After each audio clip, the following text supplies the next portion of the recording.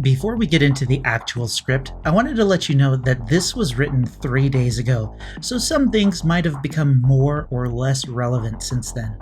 The gaming world changes quickly.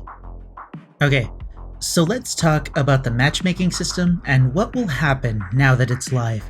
We're going to use our hag level predictive skills on this one, so expect some guesstimation. Space Coconut.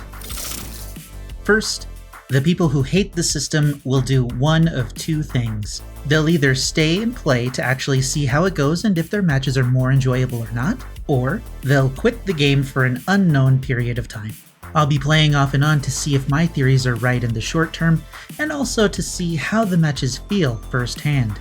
Within a month of regular play, players are going to fall into their appropriate skill rank and face appropriately skilled opponents on a regular basis. This is where the real effects of the system will start to pop up. All players will sweat to do well in their matches because they want to win the match. That's just the nature of a competitive game. Any players who want to play casually are going to find themselves playing less casually and will either play to win or give up on the game.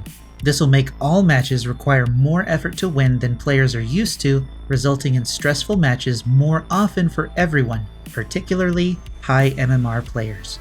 The data the devs get from this period of time will lead to nerfs of the game's strongest perks, particularly the perks that greatly increase the likelihood of a win for the perk user. Perks nerfed this way will increase loadout diversity and lead to a more unpredictable match experience among players. Players unable to adapt to more difficult matches will either cheese the system to deliberately lower their MMR or quit playing altogether. Regular player enjoyment will diminish as normal stress levels of the game increase as a result of equally skilled opponents. This is just for solo players, by the way. Swift groups will find themselves at the very top of MMR charts, regularly facing the only killers that can deal with groups like that. A side note, the MMR of these individual players are impacted by their teammates, just like solo queue. Players that play in groups regularly will find themselves at high MMR when their individual skill may not reflect that ranking, driving them to play only in Swift groups, further compacting that issue. The devs may or may not be able to solve this Swift problem, but we'll see. Upon a new release of a killer, high MMR players might see a very long queue time as there are no new killers at their MMR and their normal opponents are busy trying the new killer. Over time, high MMR players will leave the game due to boredom, leading to high queue times for those that remain. Those that finally get into matches will steamroll their opponents because the system will match high skill players with opponents of unequal skill. This will lead to unfun matches for both sides. Seeing their diminishing numbers, the devs will finally begin to address the foundational issues that have existed since the beginning of the game. After that, who knows?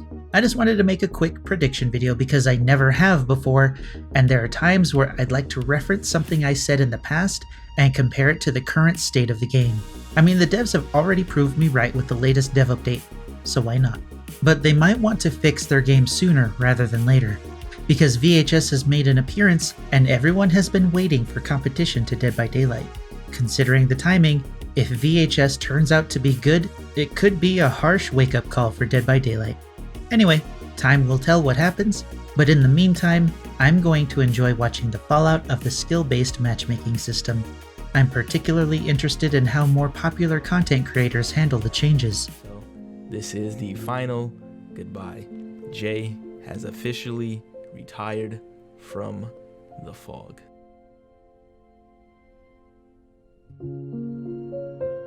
Maybe nothing will change at all. Let me know what you think in the comments below and let me know your predictions as well. Do the YouTube things if you liked the video, and until next time, I'm Space Coconut, and you're welcome.